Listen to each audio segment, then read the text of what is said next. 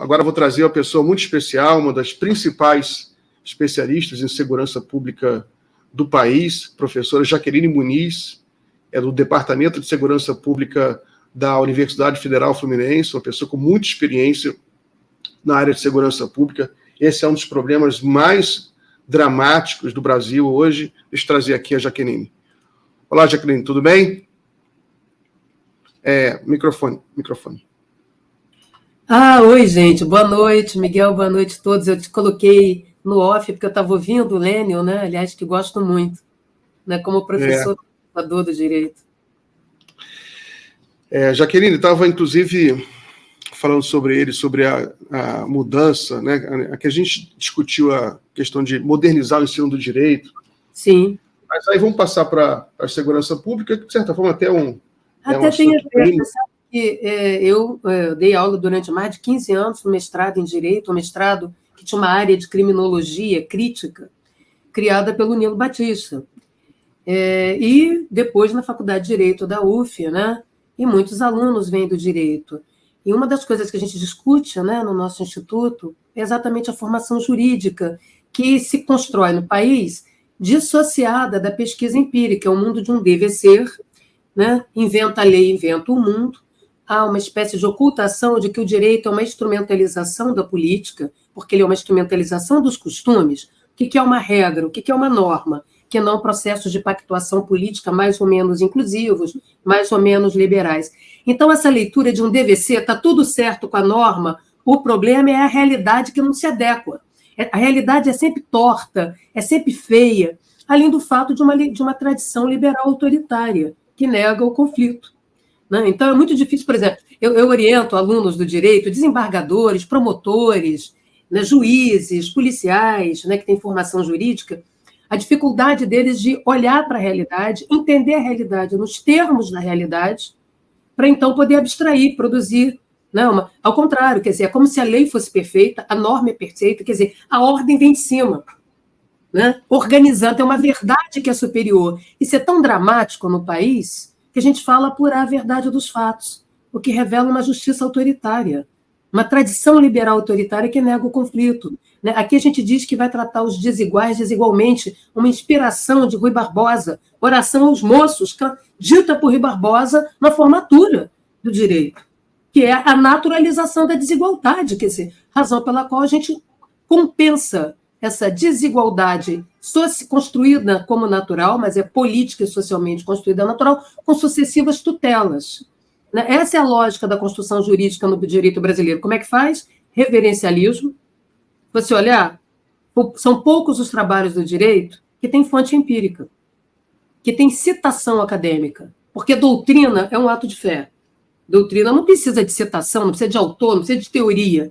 Então, os grandes juristas brasileiros, não, esses, evidentemente, críticos, vão discutir teoria do direito, teoria do Estado, filosofia jurídica, filosofia política, pesquisas empíricas, sociologia do direito, antropologia da justiça, enfim. Mas isso é a tradição em todas as escolas, desde a primeira escola criada no país. Lembre-se que no Brasil se criou primeiro uma escola de direito, e muito tempo depois o ensino público básico, fundamental. Primeira escola de direito em Recife. Tá? Então, uma tradição reverencialista, como é que o argumento é bom? Ele é bom porque você baba ovo para um superior. Segundo fulano, segundo o douto, então ele é reverencialista, você acha que elogiando o juiz, o doutrinador, o douto fulano, o inteligente, você está tornando o argumento do sujeito melhor. Então, funciona essa lógica retórica da acusação da defesa e totalmente emancipada da evidência empírica. Não é à toa que no Brasil a rainha das provas é o testemunho, que se diz a prostituta das provas, porque o testemunho ele pode ser extorquido, manipulado, como vimos com a delação premiada, entre outras coisas. Então, isso tem a ver com a nossa construção político-jurídica.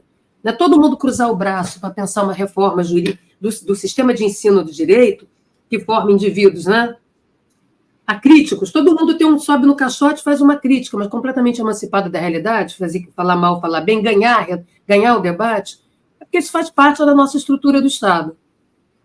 Essa mentalidade político-jurídica que organiza o Estado brasileiro, que multiplica uma sucessão de normas, sendo uma negando a outra, dentro de uma tradição inquisitorial, como diz o Cante de Lima, a professora Alana Lage, e muitos outros, Luciano de Oliveira, né?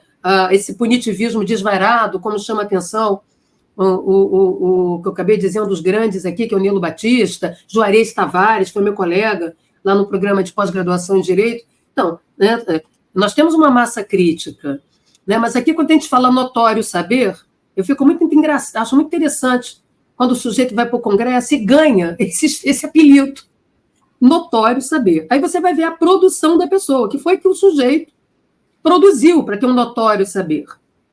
Tá? No direito é muito comum você fazer código penal comentado, você não é autor, você faz um chupa-cabra do Código Penal, da Constituição, do Código Civil, correto? Então, código comentado, que é aquele manual para aluno, né? Está ali a lei, e você comentando uma interpretação, criando uma escola, né? E que alguns vão seguir e vão adotar o argumento, porque fica mais fácil ganhar a causa diante do desembargador tal, do juiz tal, que também segue aquilo, percebe? Essa é a lógica do formalismo, do reverencialismo, da pagação de pedágio. Tá? Não está em jogo, né? Por isso que o Lênio, às vezes, fica com essa cara pessimista, né? Que não é, né? Porque ele é um cara que pensa o direito, os operados, como o direito é operado na esquina, o direito achado na rua, que, aliás, veio do Sul. Como é que o sistema de justiça processa, opera, né? No Ctrl-C, Ctrl-V, de pareceres, como as teses que orientam mostram assim, independente do problema, a solução é a mesma, se o sujeito corta e cola o mesmo pronunciamento. Né? Então, eu estou falando isso porque essa dimensão hermética nega o conflito, é autoritária, liberal autoritária, tem um monopólio da verdade. Tente, no Brasil, fazer alguma coisa sem o advogado. Tente, você como cidadão. Por que será que nós não falamos da tutela militar, do poder moderador, porque isso não existe. Mas temos uma tutela jurídica em tudo. Ou seja, a construção político-jurídica brasileira infantiliza o eleitor, infantiliza o cidadão, o destitui de soberania sobre si. De modo que eu não posso brigar com o Estado, fazer nada nessa vida, né? Ainda que eu tenha avançado em mecanismos como juizados criminais, juizados civis, né, com celeridade e informalidade nos processos, na justiça, né, no funcionamento, na engrenagem, né, ainda assim a gente é dependente do advogado. Tenta você sozinho resolver suas tretas. Com a Casa Bahia, que deu errado. Então, isso é muito... Eu sei, não era o nosso assunto, mas como isso é uma coisa que eu só queria trazer, a gente vai continuar a falar disso, o assunto é esse também, mas só para a gente não entrar, perder, né? Ficar muito na filosofia. Ou seja, tem que fazer reformas.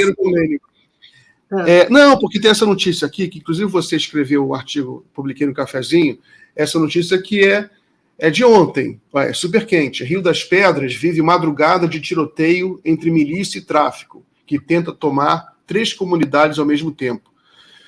Comando Vermelho tenta invadir Rio das Pedras, na Zona Oeste, nessa segunda. A facção também tentou tomar o controle do Complexo da Pedreira e do Morro dos Macacos, no domingo 26. Deixa eu ler só o começo da matéria aqui. Moradores das zonas norte e oeste do Rio passaram o fim de semana ao som de tiros por conta da tentativa de invasão de facções rivais a pelo menos 3 grandes comunidades. Rio das Pedras. Na madrugada de segunda-feira, moradores de Rio das Pedras, na Zona Oeste, acordaram por volta das 4h30 ao som de muitos tiros. A madrugada de domingo foi de intenso tiroteio no Morro dos Macacos e no Complexo da Pedreira, ambas da Zona Norte. Os confrontos foram provocados por tentativas de invasão do Comando Vermelho. O Complexo da Pedreira é dominado pela facção criminosa Terceiro Comando Puro. E há anos, traficantes do Comando Vermelho tentam invadir a comunidade para controlar a venda de drogas. Então é isso. O que está acontecendo? Eu sou do Rio, então eu já leio esse tipo de notícia há anos, né? Inclusive ouço o som de tiros também, que quando eu morava no Leme, passei noites, às vezes, ouvindo o som de tiros ali no Morro do Lado. Então, hoje eu queria me somar a essa denúncia, uma outra, em São Gonçalo, ligada mesmo ao mesmo domínio armado, o Comando Vermelho. Eu recebi através de alunos, né, alunos que moram em periferias de São Gonçalo, onde também tem uma disputa acirrada entre os domínios armados, seja o tráfico entre eles com as milícias, as milícias, né, melhor dizendo, as milícias, eles e a polícia, tá, já vem de algum tempo. Então, em São Gonçalo, por exemplo, o Comando Vermelho, em algumas áreas de domínio do Comando Vermelho, eles mandaram um áudio, né, que não tem autoria, naturalmente, mas que para informar aos terreiros de Umbanda e roças de Candomblé o fechamento, porque não queriam mais essa, né, essa prática religiosa de matriz africana, né, em seus territórios. Até então se acreditava que era só o terceiro comando que o fazia, em razão do peixão, que se diz evangélico, se diz pastor, né, que criou o complexo de Israel e tudo mais. Tem razões para isso, mas é só para dizer que a chapa está quente no Rio, como nunca deixou de ficar. Não é? E aquilo, quando você... né, eu acabei te mandando, era uma postagem que eu estava fazendo, quando eu vi, né, estava fazendo para o Twitter, para ver se eu alertava. Eu estou sempre, quando eu posso, eu vou escrever alguma coisa sobre o debate da bodycam, ou essa questão dos enfrentamentos armados no Rio de Janeiro, no sentido de trazer alguns elementos para o cidadão, para elucidar, né? E o que aconteceu, o que tem acontecido, se a gente voltar um tempo atrás, né, as disputas territoriais estavam acontecendo no final do ano, na Zona Oeste, né, em Jacarepaguá, o bicho está pegando com inflação, naquela região, com inflação de taxa cobrada por milícia. Nós estamos falando de um cenário comum. Tá? Esse cenário, como eu tentei colocar no texto, que você graciosamente publicou, né? Então virou um artigo, que ele acabou virando um tamanho de artigo, né? Colocando lá 12 itens, para a gente entender esse negócio.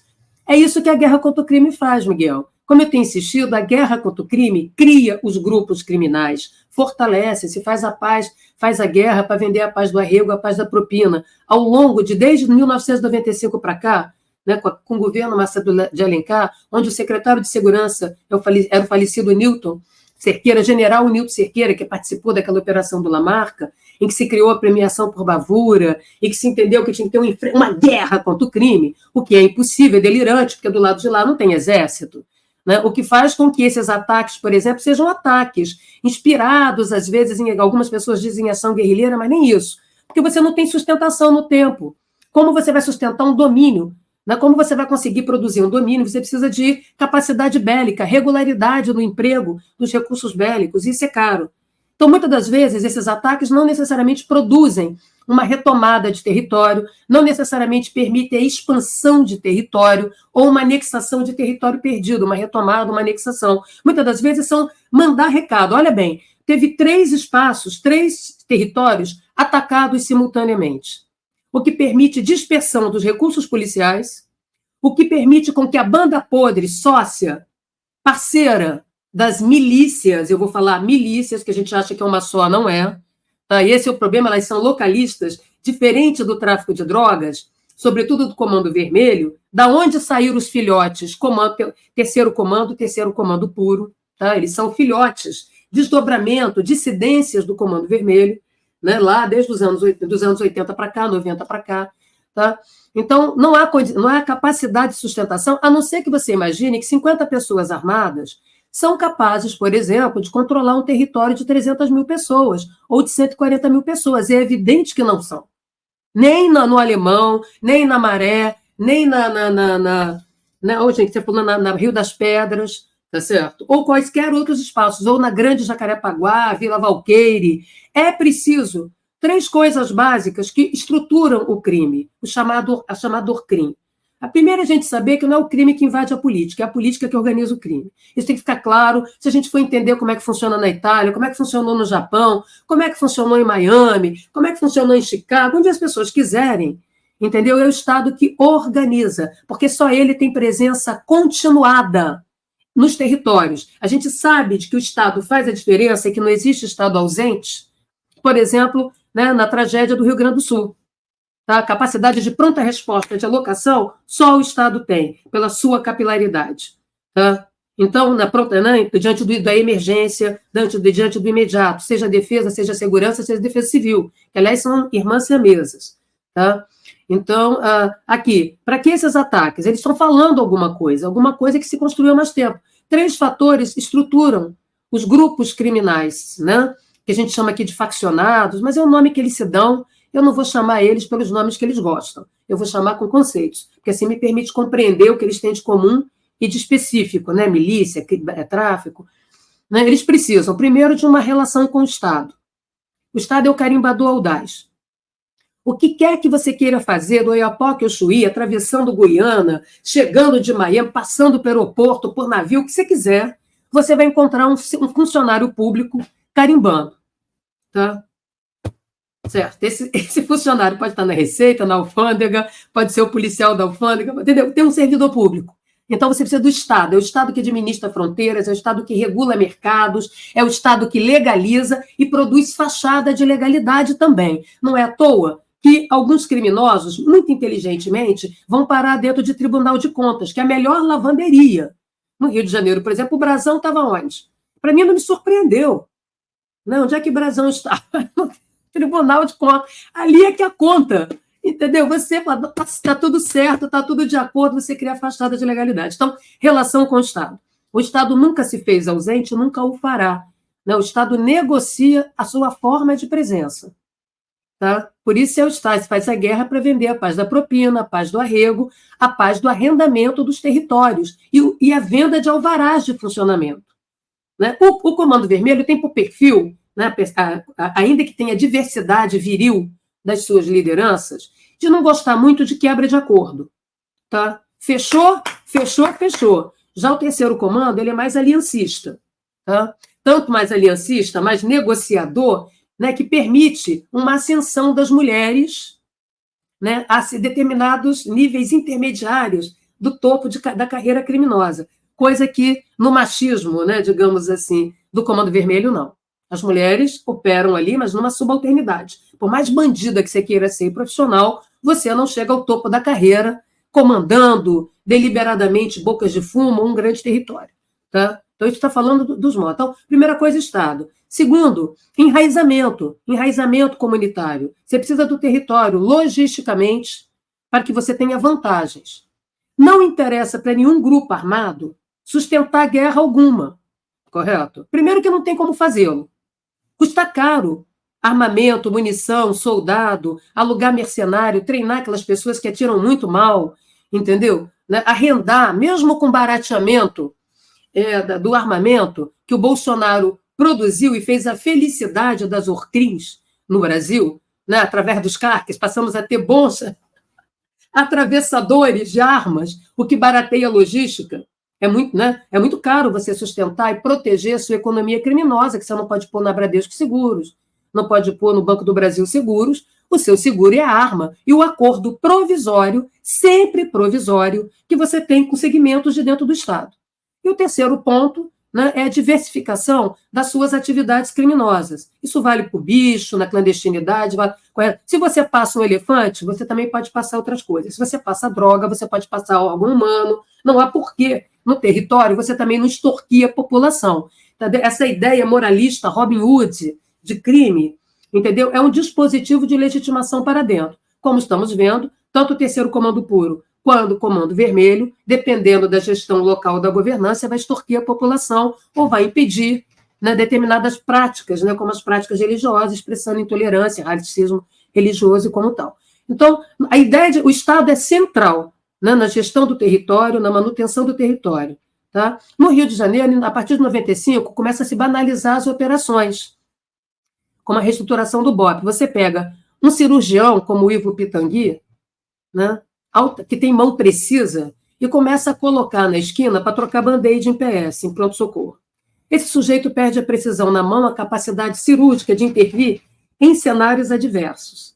Tá certo? Então, você multiplica, né? A CORE foi criada antes do BOP, isso lá muito tempo atrás, e você começa a banalizar. Por quê?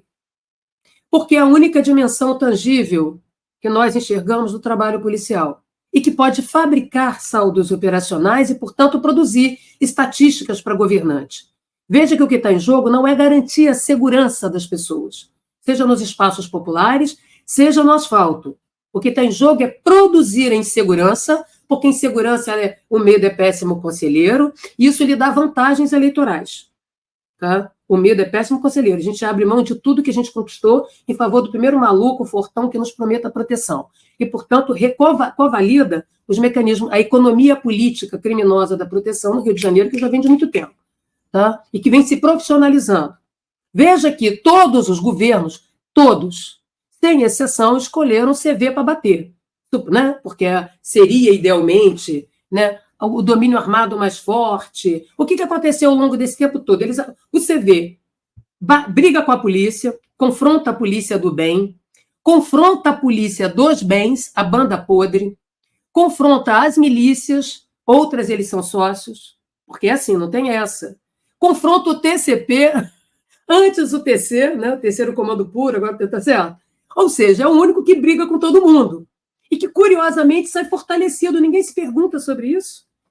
Não se pergunta que, nos anos 2000, o Comando Vermelho se nacionalizou, o tiro, porrada e bomba, a política do confronto, nacionalizou o Comando Vermelho, que, naquela época, era parceiro, né, logístico e operacional do PCC. E assim eles se expandiram, Sudeste afora, Nordeste afora, até disputar a Amazônia e como é que fala? O garimpo. Mas eram sócios, parceiros de atividades. Tá? Até porque as facções pequenas, regionais, precisam, né, da competência, da expertise, da logística, né, desses domínios armados e eles próprios para sobreviverem. Então, hoje, o Comando Vermelho importa e exporta mão de obra, tem acúmulo de capital, fluxo de caixa, consegue honrar seus fornecedores e sua folha de pagamento, consegue brincar em Mossoró, adiar a prisão daqueles caras, né, dar apoio. Eles fugiram porque fugiram, dali para frente, né, tinha Comando Vermelho em tudo quanto é canto para apoiar os caras, porque aquilo estava dando visibility, aquilo estava mostrando o quanto eles são fortes, que eles estão disputando o território. Né? Isso tudo é muito provisório. Amanhã o CV que está no alto fica embaixo, sobe o PCC, entendeu? Por quê? Porque o tempo todo eles têm que negociar esse alvará, eles não são proprietários, eles não têm o lastro do cartório ou da justiça ou do Estado para garantir os seus monopólios. Então, a disputa é armada. Agora, por que não interessa para eles uma guerra? Tá certo? Não é porque eles são da paz, é porque é mais barato corromper. Como é que você pode manter uma drogaria ilegal, a sua boca de fumo, não é? Que você vende ali no varejo, né? Aquele varejão, se toda hora ela fecha, como é que você vai vender o seu pão ilegal, a sua, né? Os seus psicotrópicos, então vai ser a sua droga ilegal? Se o dia inteiro ela é fechada, dia sim, dia não, ela está fechada. Você gasta um dinheirão com munição com um povo que atira muito e atira mal. Porque aqui todo mundo atira muito e atira mal. Tá? É a síndrome do cabrito da polícia, sobe, desce e morre, e o crime e ostentação. Quer dizer, polícia de espetáculo de um lado e crime e ostentação. Essas duas coisas são parceiras. Não a polícia concreta, o policial ali da esquina. Porque favorece a manter a economia política criminosa, né? Cuja a decisão não está em favela, está dentro dos palácios do Rio de Janeiro, como estamos cansados de saber. Tá certo? Né? Então, como é que você mantém? Você realmente interessa? Tem como você dominar uma área com 145 mil habitantes, que se chama Maré, 90 mil habitantes, um alemão, 300 mil habitantes, que seja o Rio das Pedras, que era o lugar da origem, né, das antigas milícias, né? Correto? Então, tem uma coisa de janela de oportunidade. Olha bem, as milícias andarem, foi o grupo que mais cresceu, com o apoio do Estado, o apoio de dentro, porque vem de dentro. Milícia tem caneta, tinta na caneta, matrícula e arma. Tá? E uma vantagem diferencial. Como ela é? Tem o carimbo do Estado, ela tem passabilidade e tiro certo, o que leva uma vantagem nos controles locais. Por que a milícia não entrou no tráfico? Não é porque ele é antitráfico, porque o tráfico é feio, as drogas fazem mal à saúde da sociedade. Não é nada disso. Porque você não tem como, nem eu, nem você, nem o miliciano, acordar hoje com vontade de traficar e ter uma carteira de clientes, de fornecedores internacionais. Não se entra no ônibus sentando na janela, tu paga com a vida. Então, eles não têm carteira de fornecedor. Entendeu? Porque o mesmo fornecedor do PCC pode ser do CV, tá? Essas pessoas operam, né, com seus, né, digamos assim, com seus comerciantes, né, empreendedores criminosos ali do varejão, tá? No atacado e no varejão. Tá? Então, não tem nenhum grupo armado aqui capaz de sustentar enfrentamento. Não tem. O máximo que vai acontecer é aquela troca de tiros, vai durar 1 hora, 2 horas, tiro para o alto, não sabe nem onde está tirando à noite, aí dá uma expulsada, volta, alguém corre, mas serve como advertência. Entendeu? Nós vamos, né? E dispersa os recursos de polícia. Né? Então, essa organização tem capital? Tem. Está fechando um ponto meu aqui, ela continua dominando os principais pontos logísticos do Rio de Janeiro, com acesso ao mar, né? Com fluxo em rodovias, não é? Então, é isso que a gente tem que pensar. Por outro lado, quem mais cresceu foi a milícia com o apoio do Estado. Por quê? Porque era interessante romper ou impedir o monopólio do CV, né, que também estava disputando com o ADA, terceiro comando. Né, dali saídos. O ADA também saiu uma mistura de pré-milícia, uma espécie assim, de jardim de infância de milícia, porque ele vem com traficantes e policiais, por isso amigo dos amigos. Tá? Então, aqui, o Estado organiza o crime, o Estado funciona como essa imobiliária. E, como eu falei, as operações, que têm um papel fundamental no trabalho de polícia, fundamental, as operações em tudo quanto é lugar do mundo sério, democrático, nos países que têm SWAT, que têm operações, são em torno de 51%, era pelo menos, né? Visava o seguinte, é uma expertise, é um cirurgião. Quando tudo está dando ruim, quando a causa está perdida, quando a chapa esquentou, quando tudo parece não ter mais jeito, é que você chama um especialista para fazer baixa zero, para fazer o relógio andar para trás, usar de repressão qualificada, precisão tática, que é uma precisão cirúrgica, e reverter o cenário. Foi para isso. Tá? Porque os generalistas não são capazes de dar conta da mesma maneira, que entra um sujeito estrupiado no pronto-socorro, ele vai precisar de um cirurgião em algum momento, se a coisa complicou, tá? Para poder produzir o mesmo resultado. Baixa zero para todo mundo. Quando começa a matar muito, como é que você vai matar a galinha dos ovos de ouro da sua investigação, da sua inteligência? Você está prestando um serviço ao crime. A matança no Rio de Janeiro tem rentabilidade eleitoral. Pensa bem, o sujeito é preso, ele vai ter que ir para a cadeia. Na cadeia, quem banca ele é quem? A facção ou domínio armado da vez. Você tem que bancar o sujeito dentro da cadeia e bancar a família do sujeito na rua. Custa caro manter preso. É menos um para falar. Além do mais, o sujeito tem que... Aqui no Rio não tem rendição. Não sei se você percebeu que você fala polícia, polícia. Não tem negócio de entregar arma, fazer assim. Tá? O bandidinho ali, que é uma mão de obra precariada, é um precarizado da vez, que ganha R$ 1.500, no máximo R$ 2.000 para segurar aquela arma que ele atira mal. Tá certo? Então, a folha de pagamento é vergonhosa do tráfico, gente, é uma precarização para pôr a vida em risco com 20 anos de idade, que realmente chega a ser vergonhoso como eles pagam mal, né? Que é uma lógica uberizante, assim, digamos, né? Pior ainda. Esse sujeito não vale, a vida dele não vale nada, tal como a vida do policial que saiu do mesmo lugar. Então, ele tem que ir para cima da polícia, porque se ele correr para trás, né, ele tem que liberar a fuga dos seus superiores. Né? Então, o pouco que ele sabe também não vale nada. O que tem matar? Tá certo? A matança de curto prazo gera uma redefinição logística dos grupos criminais. As operações fazem limpeza pontual. Sai um traficante, entra o seu de estimação. Sai o traficante de estimação, entra o miliciano de estimação. O policial mesmo, o sério, não está sabendo disso, que ele é o trouxa da vez, que ele é o zumbi de patrulhamento, um morto-vivo. Ele está sendo usado como mercadoria política. Por isso que as mortes de policiais geram campanha, palanque, são verdadeiros palanques eleitorais.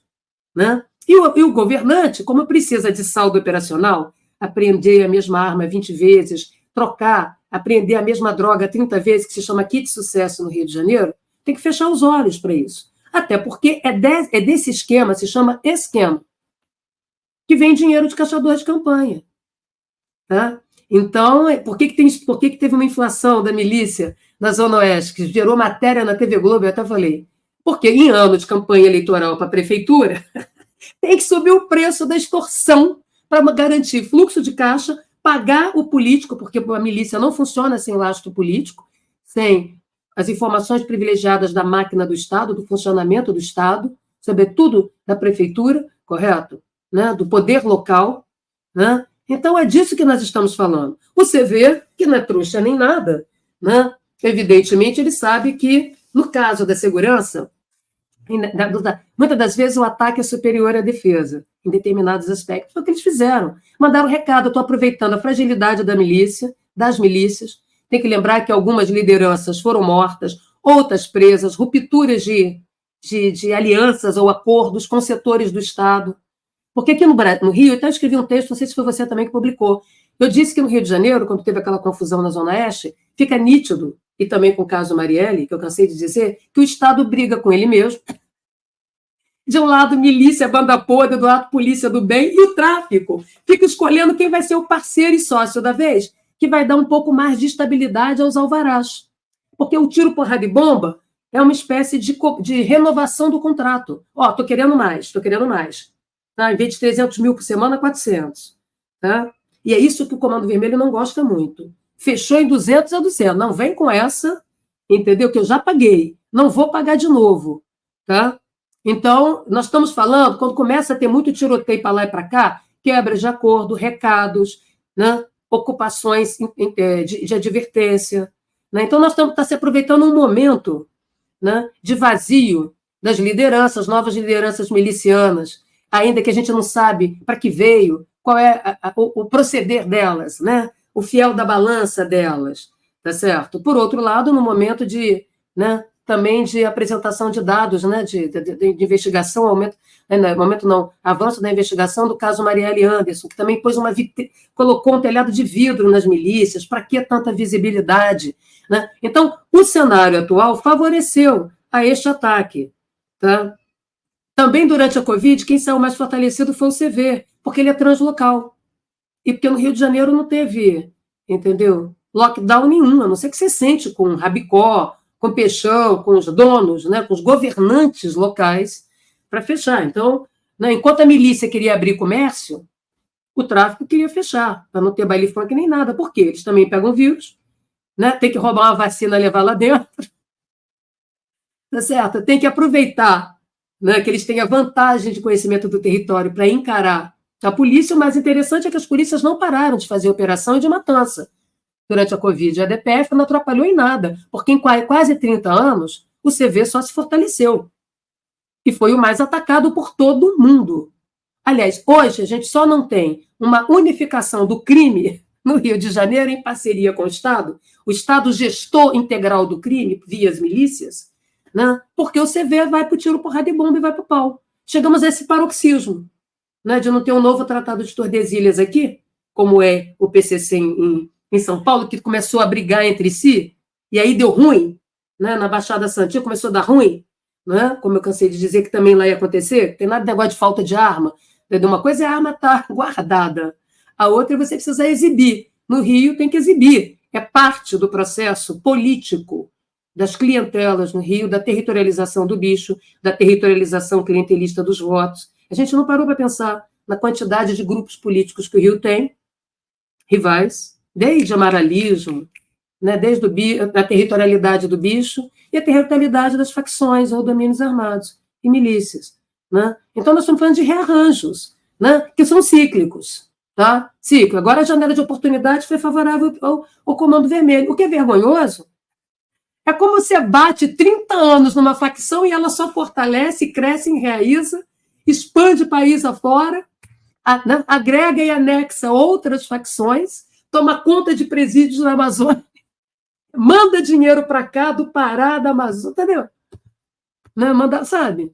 Né? Tem algo... Deixa eu fazer uma pergunta aqui. Eu vou colocar uma figura aqui. Queria saber o que você acha dessa figura. Você deve saber quem é. Esse é o presidente do El Salvador, Nayib Bukele, que agora é o novo queridinho da direita, dos liberais, apesar de ser um cara não liberal, mas MBL adora ele, e ele se gaba de ter conseguido reduzir a criminalidade em El Salvador, que era muito alta, e ele conseguiu reduzir. É um fenômeno político. Ele se reelegeu há poucos meses atrás, com uma votação esmagadora, mais de 80%, se não me engano. Como é que você vê esse fenômeno? E como é que a gente faz qual é a razão? Que o tema dele é segurança pública. A razão do sucesso dele é a segurança pública. Né? Como aqui também, né? Então, é muito interessante. O caso de El Salvador é muito interessante. Eu conheci as várias iniciativas em El Salvador, Nicarágua, um período em que nós criamos, já há bastante tempo atrás, a Rede Latino-Americana de Polícia e Sociedade Civil, onde, então, os países da América Latina, nós, pesquisadores, pessoas em ONG que trabalhavam com polícia e policiais, que desenvolviam projetos. Tá? El Salvador, em razão da sua história política, né, teve constituição de gangues. Tem que lembrar, primeiro, não vou voltar na história política de El Salvador, porque eu não gosto de falar coisas que sejam desatualizadas para mim. Eu teria que ter estudado um pouquinho mais sobre a história, né? Retomar a história de El Salvador, como eu fazia antes. Tá? Mas o mais interessante da gente entender é que El Salvador é pequeno. Tá? Então, vamos pensar assim, é uma Grécia, é um estado do Rio de Janeiro, até menor, em população e tudo, ok? Né? Tiveram sérios problemas com a polícia em função de guerrilhas, de coisas do passado. Tá? Começou-se um processo de reestruturação. Qual é o problema lá? o mesmo daqui, só que em escala menor. Tá?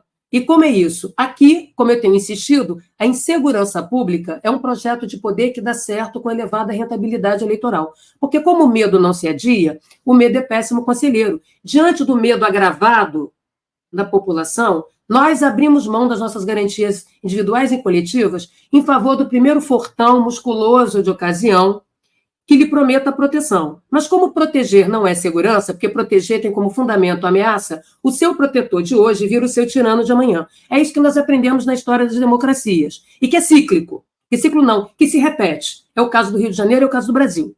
Tá? Ok? Então, isso é a primeira coisa importante que a gente tem que entender. Né? Que os regimes do medo, a fabricação de regimes do medo, legitima, naturaliza práticas de exceção. Por quê? Porque eu sinto medo agora, Miguel. É agora que eu posso correr o risco de morrer. É agora que eu posso ser estuprado. É agora que eu estou com uma arma na minha cabeça. Não venha você querer me vender que daqui a 10 anos, quando a desigualdade social diminuir, a violência vai acabar. Isso é um discurso fake. Além do mais, a segurança é o aqui e agora para o daqui a pouco.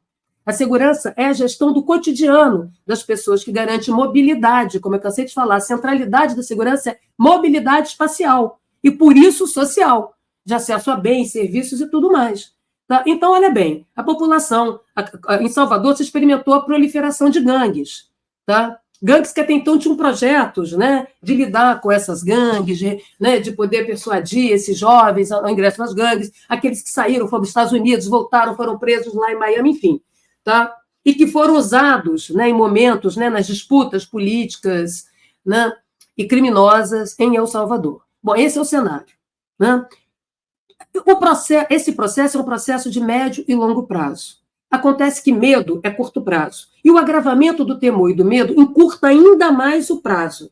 Tá? A experimentação de cada um de nós. A gente quer que funcione agora. É agora que o ônibus tem que passar, é agora que a luz tem que voltar, é agora que tem que frustrar esse assalto, é agora que tem que impedir que mate. Então, a lógica das mortes, das disputas entre gangues, que aumentou, evidentemente, coisas como roubo e morte.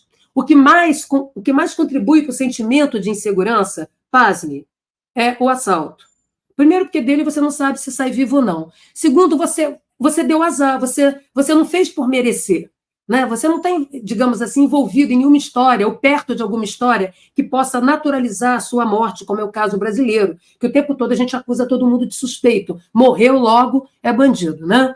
Então, olha bem, isso é a experimentação das pessoas. O pouco que elas têm, entra a gangue, pega, vai se criando essas autoridades que nós assistimos nos territórios aqui. Tá certo? Então, o que é o Comando Vermelho no seu início e o pessoal que ele recruta? Gangues. Tá certo? Que se estruturaram, ganharam vida, viraram firma com a parceria com o Estado. Tá? Então, tem duas maneiras. A milícia aqui é uma espécie de ambição de El Salvador, que a gente já viveu isso que El Salvador está vivendo, a gente já vive. Cadeias dominadas pelo crime, com parceria com o Estado. Não tem nenhuma novidade, só que a gente vive numa escala 10 mil vezes maior do que El Salvador.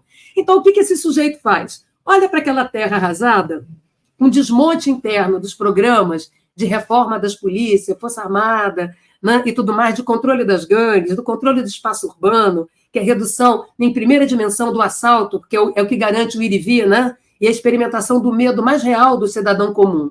Né, que ele fala, eu não tô ligado com droga, não estou ligado com nada, por que eu tenho que estar no meio do tiro?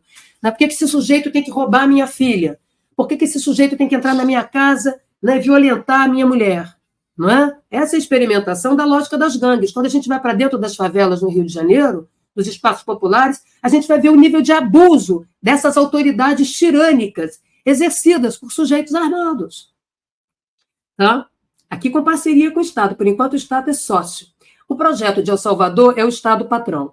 Por isso, a fantasia de criar, né, o delírio que foi criado de uma cadeia com mais de 40 mil pessoas. Eu queria lembrar que a cidade carcerária do Rio de Janeiro tem mais que isso, sabe? E, se você pensar a quantidade de presos que tem na cidade carcerária do Rio de Janeiro, que é um modelo falido, e a quantidade de pessoas que entram e saem, se para cada preso entrar um advogado e 2 familiares, você pode multiplicar, e fora os funcionários e os prestadores de serviço, a comida que tem que chegar, um conjunto de coisas, porque aquilo ali é uma cidade. Você tem 500 pessoas presas, 2.000 pessoas presas, 5.000 pessoas presas, multiplica por 5. Tá? Então, não é por quê? Fornecedores, funcionários, familiares, prestação de serviço advocativo, religioso, tudo mais, que eles, né, que faz o funcionamento de uma cadeia. Então, se você tiver 40 mil fulanos, que é a fantasia dele lá, você multiplica por 5, 4 vezes 5, 20. Tá? Então, você vai ter aí uns 200 mil entra e sai, que vira um verdadeiro queijo suíço. Ninguém tem controle ou governabilidade desse negócio. É uma palhaçada. Agora, qual é a diferença, então, Jaqueline? A diferença é que o Estado passou a ter o monopólio do crime. Você entendeu? E aí você produz invisibilidade, silêncio dos dados, maquiagem dos dados, ocultação. Agora todo mundo trabalha para o Estado. Entendeu? O crime virou estatutário. Tá certo? Um pouco que o Rio de Janeiro pretende com as milícias, que foi a que mais cresceu nos últimos 10 anos. Unificar as milícias, articulada com o Estado, pronto. Na medida em que você tem o controle do crime, a primeira coisa, o controle é que você gere o crime, mortes caem. Você tem um monopólio. Né? Tanto que em São Paulo, por exemplo, os homicídios caíram. Tá? Eu vou dar prêmio Nobel da Paz para o PCC? Evidente que não, né? Tá? Então, olha o perigo, porque não há argumento retórico de curto prazo diante de uma população assediada, amedrontada, refém do medo.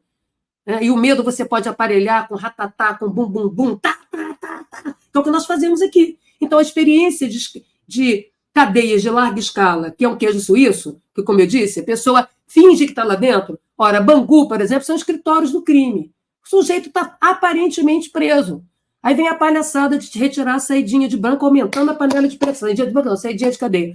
A panela de pressão. Ora, o preso comum, né, a maioria deles volta, tem um percentual muito baixo que não volta. Tá? Muito, 3%, 4%. Portanto, justifica, porque dá recursos ao gestor para segurar a peteca de estar 1/3 da sua vida preso junto com o preso, que é isso que um agente prisional, um guarda prisional, um psicólogo de cadeia fica. Tá? Trabalhei pesquisa, não só fui gestora do sistema prisional no Rio de Janeiro, como fiz pesquisa antes. Né? Agora, você imagina, o sujeito lá de cima, os manda-chuvas das gangues, esses entram e saem a hora que quiser. Eu me lembro que quando eu fui secretária de Estado no Rio de Janeiro, chegava comida, lagosta, tinha baile funk dentro de cadeia, era uma maravilha. Né? Verdadeiras celas luxuosas, não apenas a do Cabral, entendeu? É um negócio... E o sujeito sai e volta. E é o melhor crime possível, né? Que tu vai ali, mata umas pessoas, toma um território e volta para dormir na cadeia. Não vai assinar esse crime, tu está preso. Tá? Então, El Salvador é uma maravilha. É o experimento mais bem acabado. Aprenderam, quando vieram muito no Brasil, né? Eu estou falando sério, nos anos 90, início dos 2000. Tá? Eu acompanhei isso. Né? Aprenderam o efeito que dá. Então, você tem um monopólio do governo. Quando o governo se torna ele mesmo o gestor do crime, danou. Jaque, muito é uma espécie de tirania invertida, né? Uma tirania que não é. Né? Então, é isso. A pergunta é, quem está lucrando com isso? Onde é que está o dinheiro? Onde é que se lava o dinheiro do crime? Tá? E ele vai ganhar a eleição no primeiro turno. Por isso, o medo é péssimo conselheiro. O que aconteceu aqui? O Castro, que ninguém conhecia, ganhou no primeiro turno. E o Marcelo Freixo não tinha uma agenda clara de segurança para enfrentar o problema concreto. Tinha denúncias a fazer, né? Tinha medo de exercer o governo. Né? É isso que transmite para a população, porque é uma coisa muito importante, Miguel, eu já falei aqui, vou insistir várias vezes. Né? É óbvio, né? Evidente que eu sou uma figura progressista, trabalhei em governos progressistas, criei, né? Ajudei a desenhar os programas de governo de todos esses governantes progressistas que estão por aí. Né? E fui gestora desse negócio com base no meu trabalho científico. Né? Mas é preciso lembrar que as esquerdas e os progressistas têm uma imensa dificuldade, não só no Brasil, tá? Se você olhar na Alemanha, na Espanha, França, Portugal, tá? De um modo geral, falando assim, isso, como é que eu tomei conhecimento? Em seminário, um seminário organizado com vários países para entender por que os progressistas não têm uma agenda propositiva, clara e afirmativa de segurança pública. Resposta da Jaqueline em parceria com os meus colegas internacionais. Isso foi em 2021, aí, sei lá, ainda na Covid. Tudo que tem a ver com controle, nós temos dificuldade de lidar. Eu chamo nós, assim, os progressistas. Vamos nós, defesa nacional, fronteira, migração, refúgio, receita, segurança pública, fronteiras, tá? Isso eu não falei. Então, tudo aquilo que envolve controle e regulação de fluxos, sejam de pessoas, sejam de mercadorias, portanto, que envolve restrições, né? E, portanto, que significa governar, né? Há uma dificuldade. Eu cansei de dizer aqui que governo de coalizão não me importa, parlamentarismo de coalizão, presidencialismo de coalizão, como cientista político, o que eu tenho para dizer é, meu filho, tem duas coisas que você, presidente, governante, não terceiriza. As duas coisas são impositivas. Dobram vontade agora. Espadas e cofre. Cofre, imposto. Tá? Espada se chama polícia, segurança pública e defesa nacional. Você não entrega nem para sua mãe. Tá certo? Entendeu? Nem para o aliado político. Tem que ser alguém de extrema confiança do seu partido, se não for, né? Porque não pode ser você. Terceirizou esse negócio, dá ruim. Tá? Por isso que tem um Haddad de um lado e a segurança o Lula ainda não resolveu. Né? Ele fica pondo o juiz do bem. Né? Sai o Dino, entra, né, o Lewandowski, duas pessoas ótimas, evidentemente que a segurança pública está para um lado e os dois, né, com toda a competência deles, com todo o notório saber deles, está do outro. Né? Isso tem que ficar muito claro. Né? Andam fazendo pequenas coisas, andam avançando como tartarugas, mas sem um plano, né, de justiça, de segurança, de defesa civil, né, tudo mais que está debaixo ali do Ministério da Justiça, de imigração, de refúgio, tudo isso é dentro do Ministério da Justiça. Você não sabe o que está acontecendo.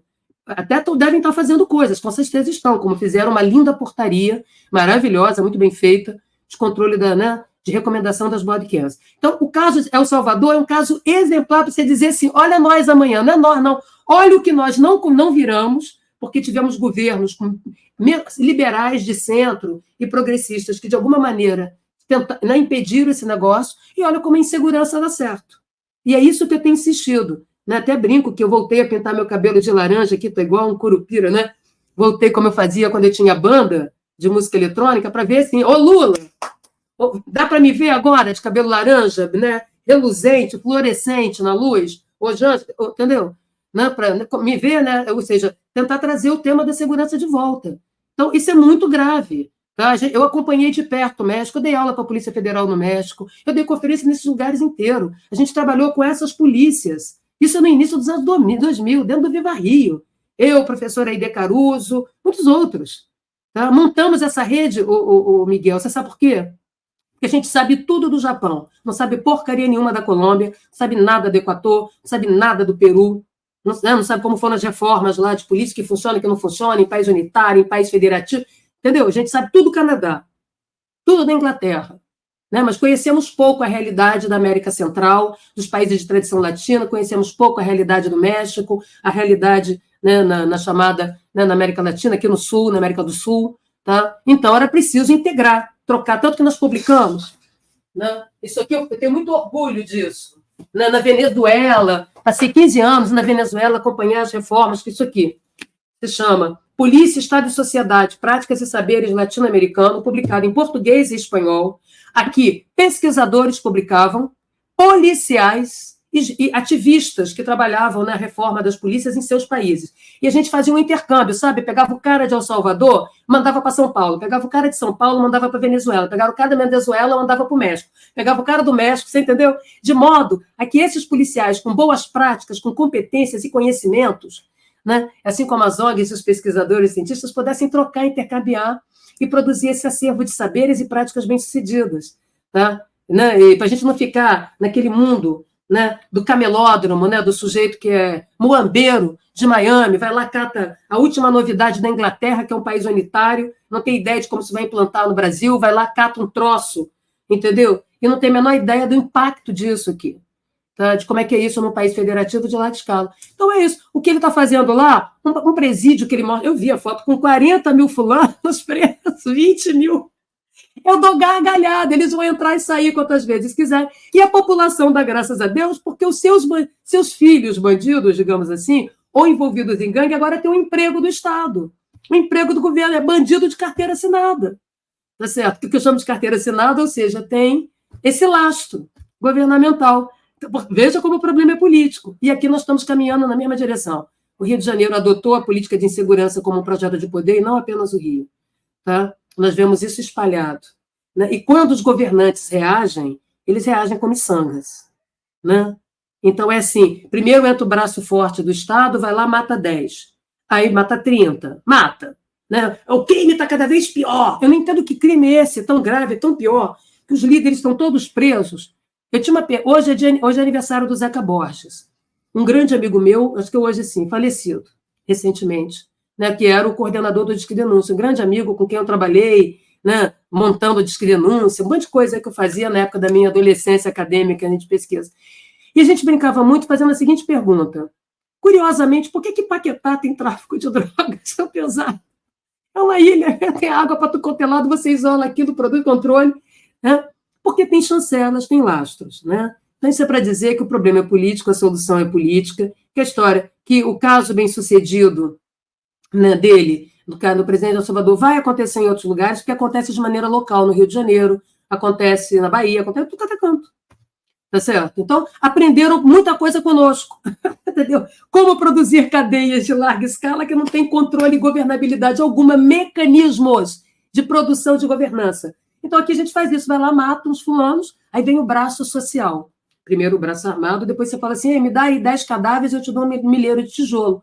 Tá certo? Você acha que alguma população, que a população acredita nisso? Você acha mesmo?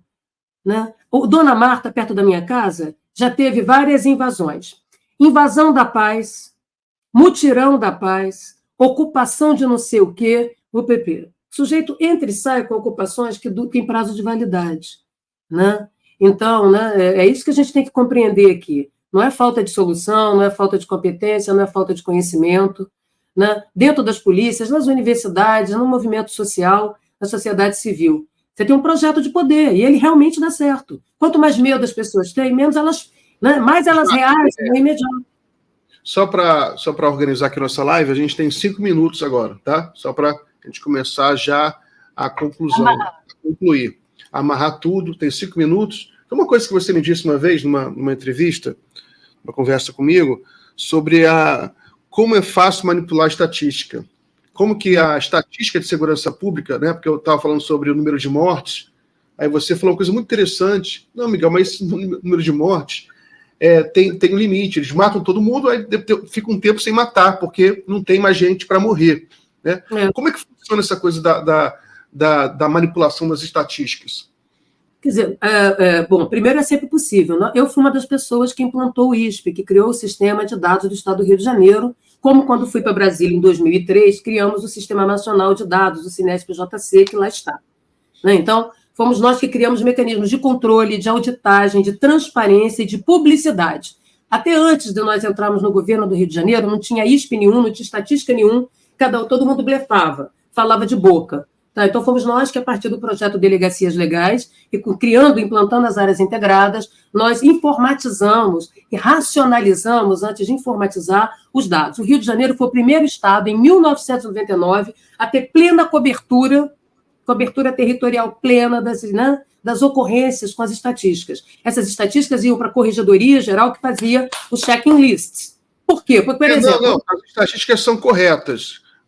A nossa conversa, como se interpretava as estatísticas, então, é que havia uma certa manipulação política, mas os números são científicos, são corretos. A manipulação, né?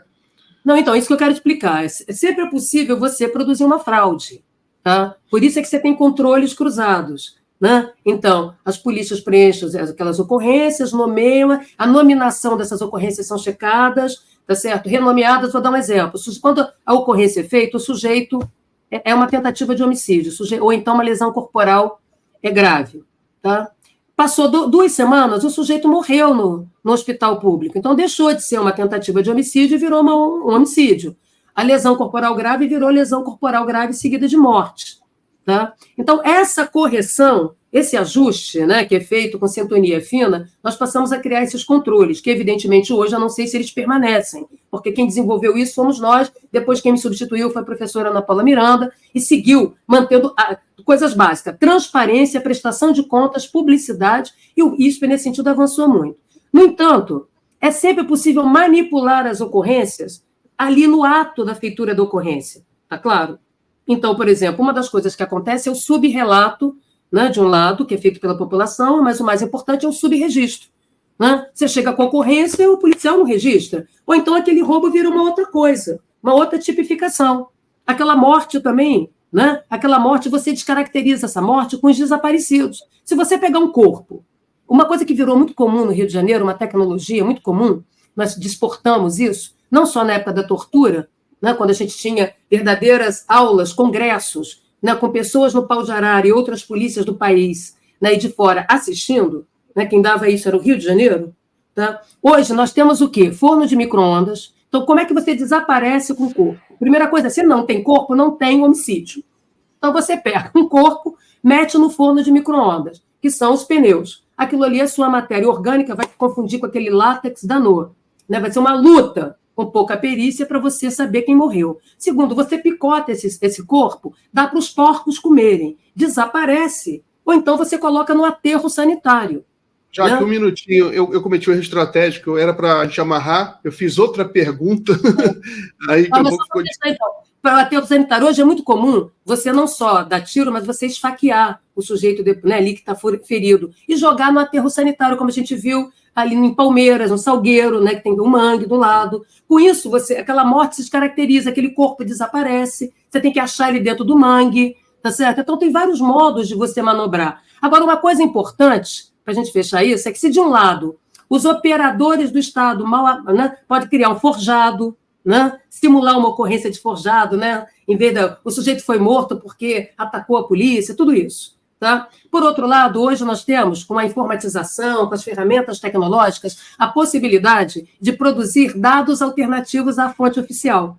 Então, o Estado hoje não tem mais o monopólio da informação, tanto que estamos aqui, né, numa mídia que não é uma mídia convencional, falando. Então, você tem hoje o que a gente chama de estativismo, que é a produção de dados de estatísticas ativistas, ou seja, através da mídia, através de coleta direta à população. O Fogo Cruzado faz isso, o Disque Denúncia faz isso, vários centros de pesquisa, de modo a confrontar. Por isso é que a discussão das operações e o embasamento técnico que foi dado à DPF 635 não foi exclusivamente com os dados oficiais. Não que eles sejam ocultados, mas porque o problema começa no preenchimento da ocorrência e não na estatística. A estatística vem depois, né? Então, isso permitiu essa confrontação e essa transparência, o que é ótimo para a sociedade civil, porque não é um dado só que fala. Qualquer dado é bom. Né? Dado ruim é aquele que não fala, aquele que não foi produzido. Então, você confronta os dados né, do que é registrado nos meios de comunicação, como a matéria que você leu, o mapeamento direto através da população que denuncia, né? E aí você confronta, olha aqui, aconteceu uma matança, o Estado não registrou. Olha aqui, não é 10 fulanos mortos, é 25, entendeu?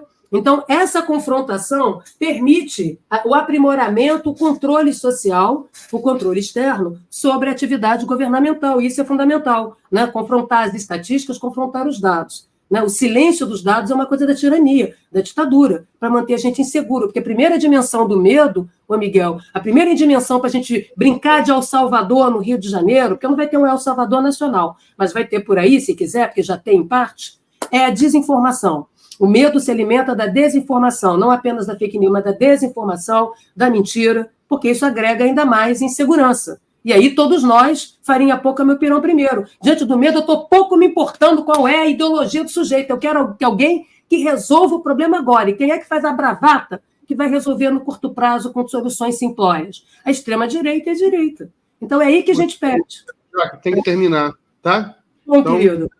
É sempre muito bom conversar com você. A gente continua esse papo em breve, tá bom? Sim, vamos aprofundar, porque isso aí é importante. Agora ter vindo a história das bodycams e é preciso desmontar. Né? Vamos ver aí como é que o sujeito vai governar com crime. Hoje é o Salvador, daqui para frente, governa com crime, produzindo monopólios e silêncios, como típico de uma tirania. Então, tá bom, um beijo. Tá bom? Até a próxima. Tchau. Boa noite. Boa noite, tchau.